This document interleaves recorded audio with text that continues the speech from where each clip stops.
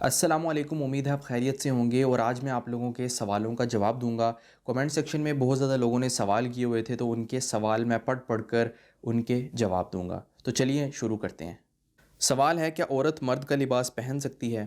نبی علیہ السلام نے اپنی ایک حدیث میں اس عورت پر لعنت فرمائی ہے جو مردوں کا سا لباس پہنتی ہے، اور اس مرد پر لعنت فرمائی ہے جو عورتوں کا سا لباس پہنتا ہے، تو اس لیے نہیں پہن سکتے۔ اور اگر ایسا کوئی کپڑا ہے جیسے کوئی جرسی ہوتی ہے جو کہ مرد اور عورت دونوں ہی پہن سکتے ہیں، اور جس میں پتہ نہیں لگتا کہ یہ مرد کی ہے یا یہ عورت کی ہے، اس میں گنجائش ہے، وہ پہن سکتے ہیں۔ لیکن ایسا لباس جو کہ پتہ ہے کہ یہ مردوں کا ہے تو وہ عورت نہ پہنے، اس سے بچے۔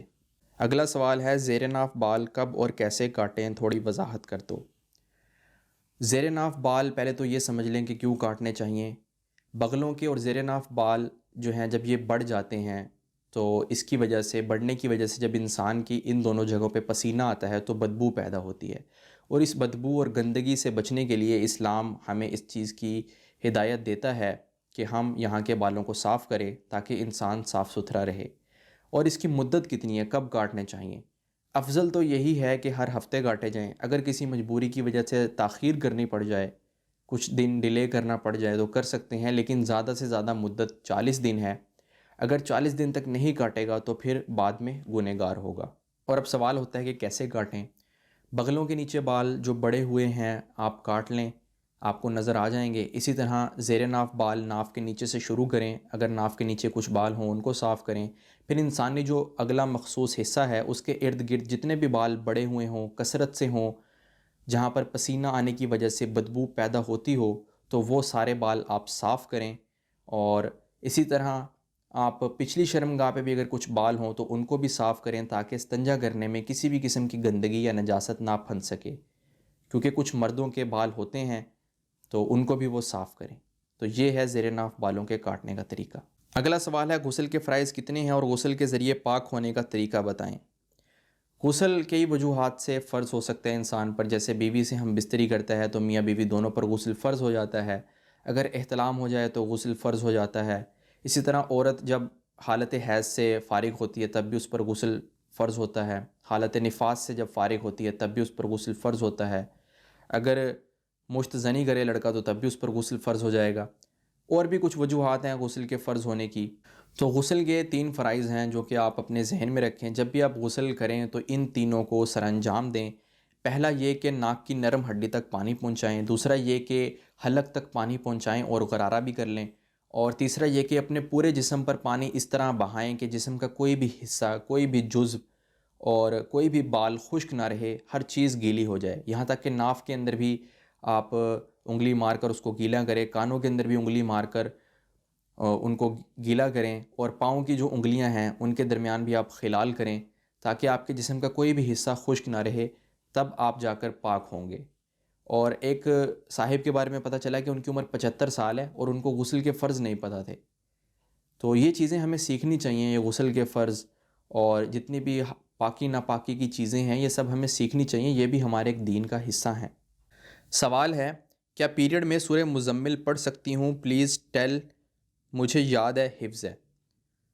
آپ حالت حیض میں ذکر اذکار اور وظائف وغیرہ تو کر سکتے ہیں، لیکن آپ قرآن کی صورت نہیں پڑھ سکتے۔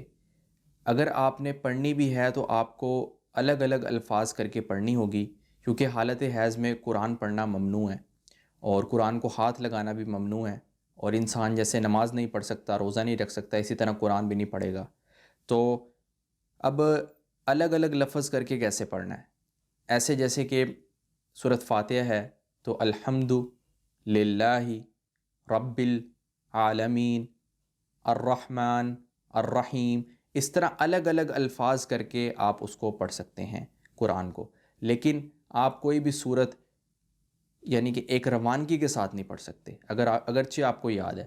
اگلا سوال ہے، اگر ہم کسی کو یاد کرتے ہیں کیا وہ بھی ہمیں یاد کرتا ہے؟ یہ کیسے پتہ چلے گا؟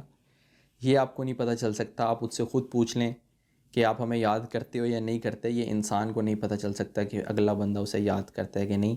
آپ چاہے انہیں جتنا مرضی یاد کریں، یہ ضروری نہیں ہے کہ وہ بدلے میں آپ کو یاد کر رہے ہوں گے یا کریں گے، یہ ضروری نہیں ہے۔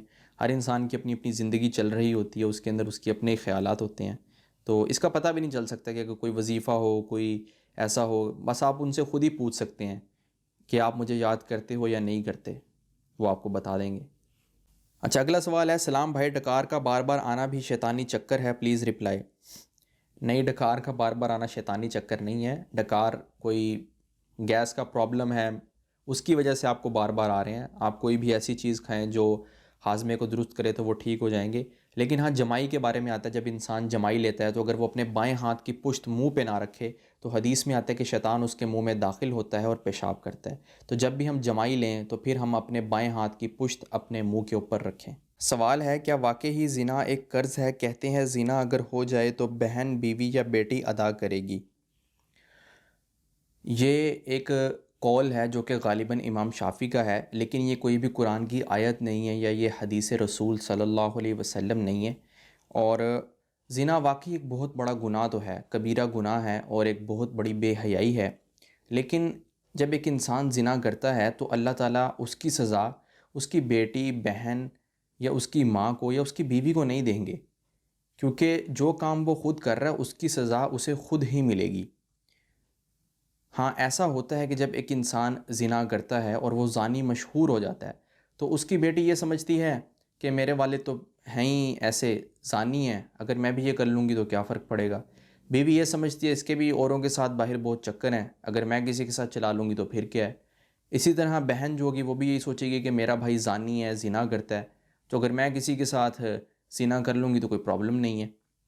یہ ہو جاتا ہے، یہ سوچ پیدا ہو جاتی ہے، اس وجہ سے انہوں نے جن بزرگ کا یہ قول ہے انہوں نے یہ ارشاد فرمایا ہے، لیکن واقعتاً ایسا نہیں ہے۔ زنا ایک قرض نہیں ہے، اس کو آپ کی بہن، بیٹی یا ماں یا بیوی ادا نہیں کرے گی، اس گناہ کی سزا انسان کو خود ہی ملے گی۔ اگلا سوال ہے، نماز پڑھتے ہوئے بیماری ہو گیس کی تو اس صورت میں وضو ٹوٹ جاتا ہے یا قائم رہتا ہے نماز کے دوران؟ اگر گیس اتنی زیادہ خارج ہوتی ہے جیسے کہ ہر 2 منٹ بعد ہوا خارج ہو رہی ہے تو پھر وضو باقی رہے گا، پھر وہ ایک ہی وضو کر لے اور اس ایک وضو سے ہی وہ ایک وقت کی نماز پڑھ سکتا ہے۔ یعنی ظہر کے وقت اگر اس نے وضو کیا ہے تو وہ صرف ظہر کی نماز ہی اس وضو کے ساتھ پڑھ سکتا ہے، عصر اور مغرب کی نہیں پڑھے گا یا عشاء کی نہیں پڑھے گا، کیونکہ اس کو گیس کی اتنی زیادہ پرابلم ہے، اس کے پاس اور کوئی چارہ کار نہیں ہے، وہ وضو ہی کرتا رہے گا، پھر اس کی نماز کا وقت بھی گزر جائے گا اگر اس کو ہر 2 منٹ بعد اس کی جو گیس ہے وہ خارج ہو جاتی ہے۔ لیکن ایک بندہ ہے وہ 10-15 منٹ یا 25-30 منٹ تک اپنے آپ پہ قابو پا سکتا ہے، اس کی ہوا خارج نہیں ہوتی، تو اس کے لیے یہ حکم نہیں ہے۔ وہ ایک وضو میں نماز پڑھے گا، جیسے ہی ہوا خارج ہوگی تو اس کا وضو ٹوٹ جائے گا اور پھر اس کو نیا وضو کرنا پڑے گا، اگرچہ اس نے اسی وقت میں نفل پڑھنے ہوں، سنتیں پڑھنی ہوں، وہ ایک نیا وضو کرے گا۔ جس کو بہت زیادہ پرابلم ہو، ہر 2 منٹ بعد جس کی ہوا خارج ہو رہی ہے، تو اس کے لیے یہ گنجائش ہے کہ وہ صرف ایک بار ہی وضو کر لے اور اس ایک وضو سے ہی ایک وقت کی وہ نماز پڑھ سکتا ہے۔ اگلا سوال ہے، کیا جائز کیش سے ملنے والے فری منٹس سود ہیں؟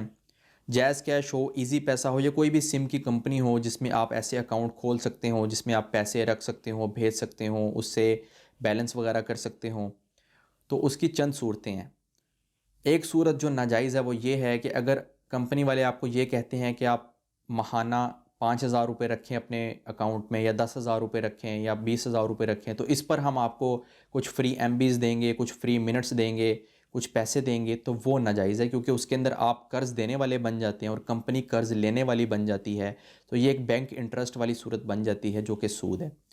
لیکن کچھ صورتیں جائز ہیں، وہ کون سی ہیں کہ اگر آپ نے کسی کو ٹرانزیکشن کی، کسی کو کچھ پیسے بھیجے، اس پہ آپ کو کچھ فری منٹس ملے، کچھ ایم بیز ملی فری، وہ جائز ہے، کیونکہ وہ ایک انعام کی صورت ہے۔ آپ نے ان کی اپلیکیشن ڈاؤن لوڈ کی، ڈاؤن لوڈ کر کے اس پہ سائن اپ کیا، اس پہ وہ آپ کو کچھ فری منٹس یا فری ایم بیز دیتے ہیں، کچھ پیسے دیتے ہیں، تو وہ جائز ہے، کیونکہ وہ ایک انعام کی صورت ہے، ان کی سروس استعمال کرنے پر وہ آپ کو ایک انعام دے رہے ہیں، تو یہ جائز ہیں۔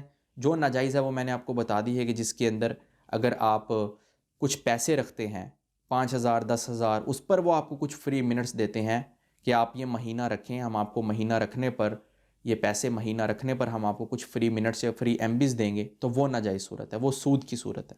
اگلا سوال ہے، السلام علیکم، میری 3 بیٹیاں ہیں، اس کے بعد میں نے منت مانی کہ میرا بیٹا ہوگا تو میں عمرہ کروں گی اور اب اللہ نے مجھے بیٹی دے دی ہے، پلیز اس کے بارے میں بتائیں۔